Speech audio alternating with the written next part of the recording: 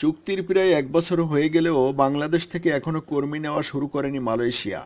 তবে পররাষ্ট্র প্রতিমন্ত্রী শাহরিয়ার আলম বলেছেন, চাহিদাপত্র চলে এসেছে, যে কোনো সময় কর্মী যাওয়া শুরু হবে। আর চলতি বছরেই 5 থেকে 7 লাখ কর্মী যাবে বলে তিনি ধারণা করছেন। 24 জানুয়ারি ঢাকা বিশ্ববিদ্যালয়ের নওয়াব আলী চৌধুরী সিনেট ভবনে অভিবাসীদের অগ্রন্থিত গল্প, স্বপ্ন ও বাস্তবতা শীর্ষক বই প্রকাশ অনুষ্ঠানে প্রধান অতিথির বক্তব্য শেষে বেরিয়ে সাংবাদিকদের একথা বলেন পররাষ্ট্র প্রতিমন্ত্রী। অভিবাসন বিষয়ক গবেষণা প্রতিষ্ঠান refugee and migratory movement research unit এই প্রকাশনা অনুষ্ঠানের আয়োজন করে। এর আগে 2015 সালের জুনে মালয়েশিয়া বলেছিল, বাংলাদেশ থেকে আগামী 3 বছরে তারা 15 লাখ কর্মী নেবে, কিন্তু এখনও কর্মী যাওয়াই শুরু হয়নি।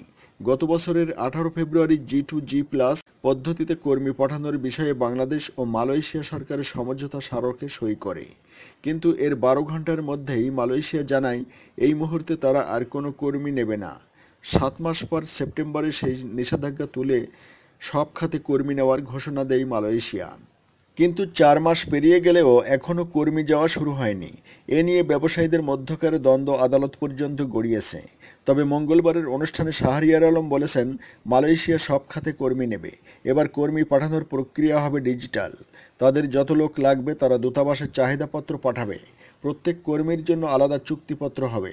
তবে যেই কাজে যাবেন তাকে 3 বছরে সেই কাজেই থাকতে হবে। মালয়েশিয়া নিয়ে ব্যবসায়ীদের সিন্ডিকেটের অভিযোগ সম্পর্কে মন্ত্রী বলেন, এমন কিছু হবে না। 150 জন অভিবাসীর জীবন কাহিনী নিয়ে রামরু থেকে প্রকাশিত বইটির মোড়ক উন্মোচন করে প্রতিমন্ত্রী বলেন, অভিবাসীরা জাতি গঠনে গুরুত্বপূর্ণ ভূমিকা রাখছেন। তাদের কারণেই আজ রিজার্ভ শক্তিশালী। তবে অভিবাসীদের যেমন সাফল্য আছে তেমনি দুঃখ আছে। তবে বর্তমান সরকার অভিবাসী ও তাদের পরিবারের কল্যাণের জন্য কাজ করছে। নতুন নতুন বাজার চালুর চেষ্টা চলছে। পররাষ্ট্র প্রতিমন্ত্রী বলেন, বাংলাদেশ থেকে 5 থেকে 8 লাখ টাকা খরচ করে অনেকে বিদেশে যান, কিন্তু বেতন মাত্র 12,000 টাকা। যারা যাচ্ছেন তাদের হিসাব করা উচিত এই টাকা 3 বছরে উঠবে কিনা। কিন্তু মধ্যস্বত্বভোগী বা দালালদের কথায় অনেকে প্রতারিত হন। দুই দেশেই এই দালালেরা আছে। আমরা এগুলো বন্ধ করতে চাই। যারা যাচ্ছেন তারা কতদিনের জন্য যাচ্ছেন, কি করবেন, এসব ব্যাপারে চুক্তি থাকতে হবে।